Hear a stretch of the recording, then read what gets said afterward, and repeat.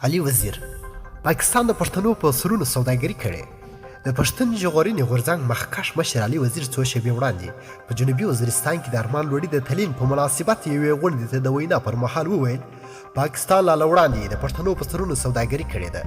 نن د لر او بر سربیره په نور نړۍ کې هم د پښتون ژغورنې غورځنګ له لوري د شهید ارمان لوړي د تلین په مناسبت لوی غونډې روانې دي چې په همدې موخه د پی ټی ایم مشران په بېلابېلو سیمو کې پر ویناو بوخت دي. د معلومات له مخې د پاکستان پر بېلابېلو لویو ښارونو کې د ارمان لوړي کورنۍ ته د انصاف غوښتلو په موخه همدا شیبه په لسګونو غونډې روانې دي چې مشرې د پی ټی ایم مخکښ مشران او غړي کوي. په دې غونډې کې د شهید ارمان لوړي خور وړانګ لوړي، ثنا اعجاز، محسن داوړ، علي وزیر، ادریس پرسین او عبدالله ننګیال په ګډون د پښتون قام مشران په بېلابېلو ځایونو کې ویناوې کوي.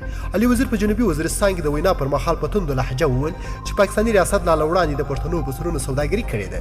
دوی نه غواړي چې په دې هېواد کې پښتانه ژوند وکړي. نوموړي د لر او بر پښتون قام په مشرانو باندې غږ وکړ سره یو دي شي څو د ریاست له لوري پر دوی د روانو ظلمونو مخه ونیسي او خپل حقونه وغواړي. علي وزیر زیاتوي چې دا د پاکستان مسلماني ده چې د هند سیکانو یا هندوانو په کرښه له ویزې پرته پرېږدي، خو د پښتنو ورونو افغانانو یې پر کرښه ازغن تار تېر کړی او د ویزې پرته یې نه پرېږدي چې د خپلو ورونو د لیدلو لپاره راشي. نوموړي په ټولو پښتنو غږ وکړ چې نور د چوپ نه پاتې کېږي، بلکې د خپلو حقونو د ترلاسه کولو لپاره د یو بل ته لاس ورکړي او له یو بل سره دې یو ځای کار وکړي.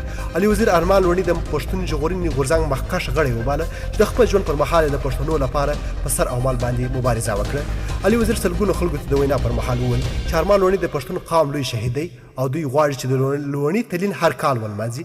نوموړي د وینا پر مهال په ټینګار سره وویل چې پښتانه له دې وروسته هم په لر او بر کې د منظور پښتون فالنګ او د جابر ریاست پر ضد لاریونونه وکړي. د ارمان لوړي د لومړي تلین پر مناسبت پاکستان کې په ډېرې نورې سیمو کې همدا مهال پراخې غونډې روانې دي چې دې غونډې ګډونوال له پاکستاني ریاست وغوښتل چې ژر تر ژره دې د شهید ارمان لوړي قاتلونو ته سزا ورکړي. د ارمان لوړي خور وړانګ لوړي چې اوس د پی ټی ایم مخکښه غړی بلل کېږي وایي تر اوسه ارمان لوړي قضیه مخکې نه ده تللې، بلکې قاتلین یې آزاد ګرځي. د یادولو ده چې د پښتون ژغورنې مخکښ غړی ارمان لوړي د تېر کال 2019 کال د فبروري میاشت پر 2 نیټه په لورلایي سیمې کې د پاکستاني پولیسو له لوري ډېر په بې رحمانه ډول سره شهید کړی شو. ډېر مننه چې ویډیو به راسره تر پایه وکتل. تر بیا او بلې ویډیو